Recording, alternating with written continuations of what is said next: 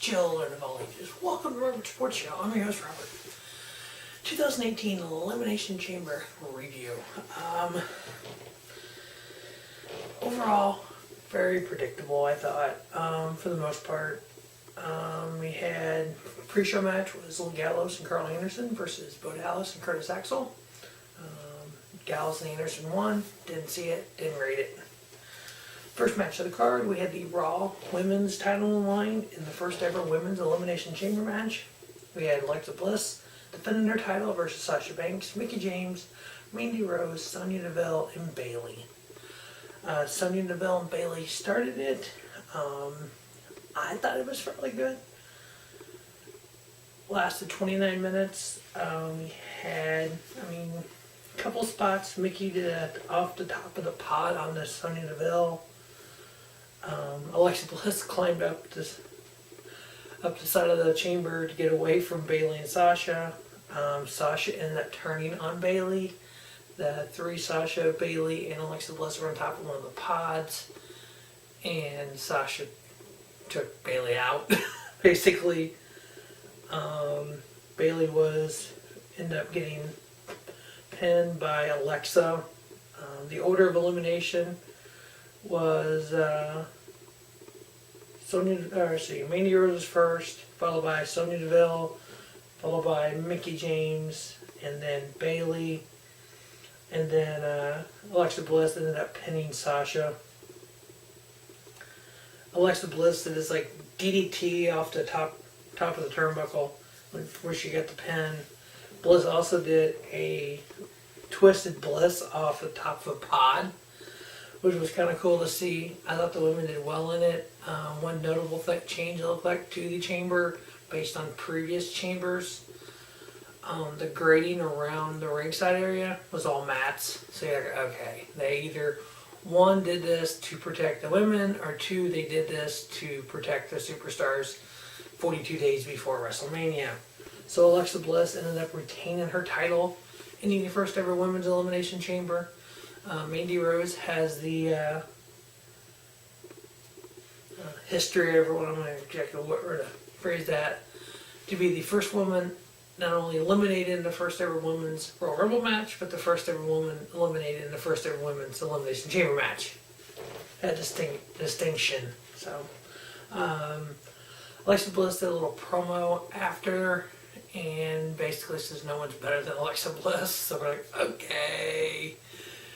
She's facing Asuka at Mania, which is, that should be alright.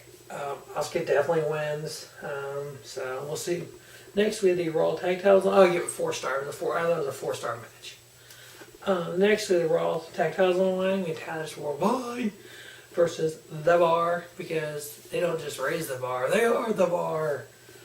It was just a tag match, just continuation of what they've done. It's like, why? The Bar getting the victory. I give it 2 3/4 stars. Cesaro pinned Apollo. Next, we had the Irresistible Force. Nia Jax, yes, actually said Irresistible Force when she came out, versus Asuka. Asuka hasn't lost a professional wrestling match in 873 days. And she still hasn't lost a professional wrestling match. Asuka got the win.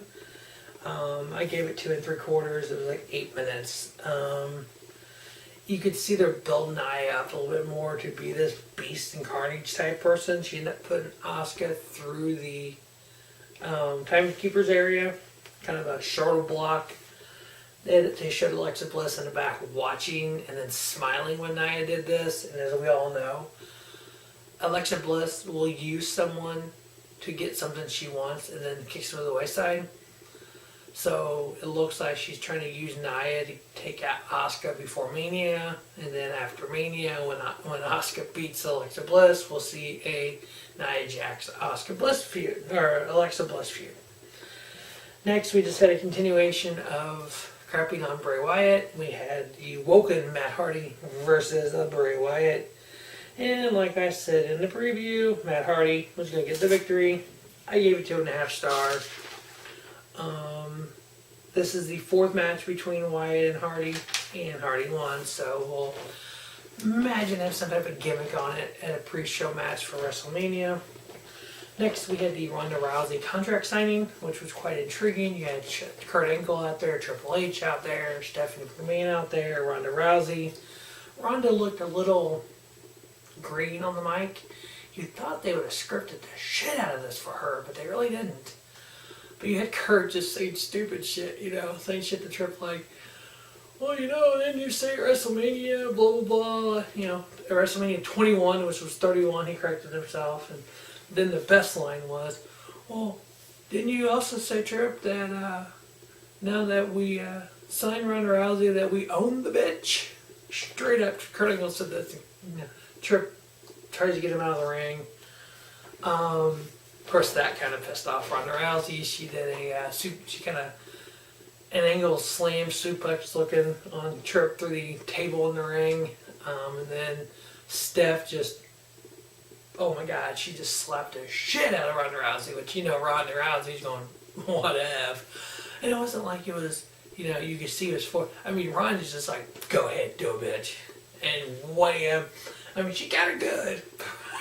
She just started looking like, really? Ronda's face is getting rid of like, oh shit. Steph gets out of the ring before she got killed. So it looks like, more than likely, Tripp said Ronda Rousey would have a match at WrestleMania, but would not be a title match.